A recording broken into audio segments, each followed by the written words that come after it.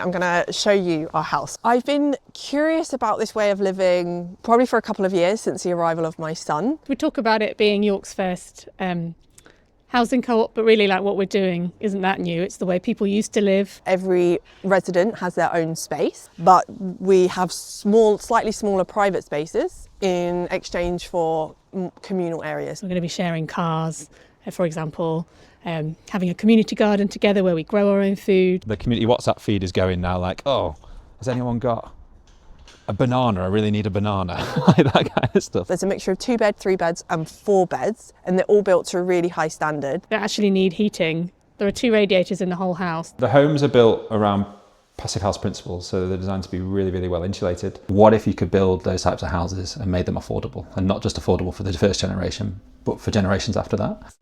Instead of all the profits from energy generation going into big multinational corporations, it's actually going into local communities, into local businesses, into supporting that local economy. Community energy is a great concept whereby local people can invest in renewable energy installations in their locality. What we do is put out a share offer. Investors can put some money in, as little as £100. That enables us to raise the capital to install the solar PV in the area, and then the investors get a guaranteed rate of return over a 20-year period. So it's a real win-win.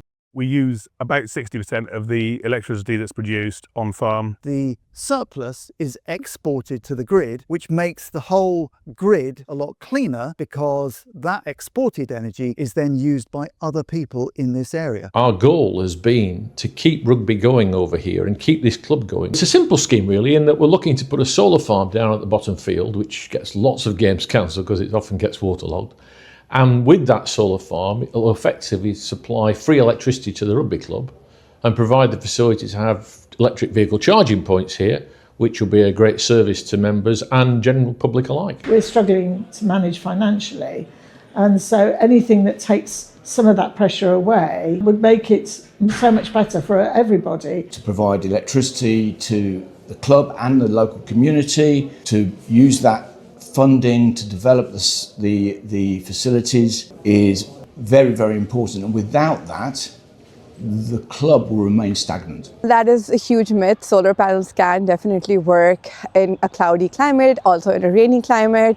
Probably not as well as a super sunny country, but they're still really, really more efficient and cheaper than energy you create from fossil fuels. And I'm sure the people at Good Food Matters can corroborate my story that these panels are able to produce enough electricity for them to, get by. When we put solar panels on community buildings, they're able to save a lot on energy costs. They don't get impacted by any, hikes in energy prices. And also whatever money they save, which is thousands of pounds, they can actually invest it back into community initiatives. We're hoping that it's going to bring the bills down even by 10%, even if it's a couple of quid, it's going to make a difference. It really is community energy at its best. 2 local businesses coming together to share energy. About 12 months ago, Energise South Downs approached our company, Britannia Reeves, to use all the roof space to put solar energy to power Broadway Park homes. The way that prices are increasing, it's very difficult to keep up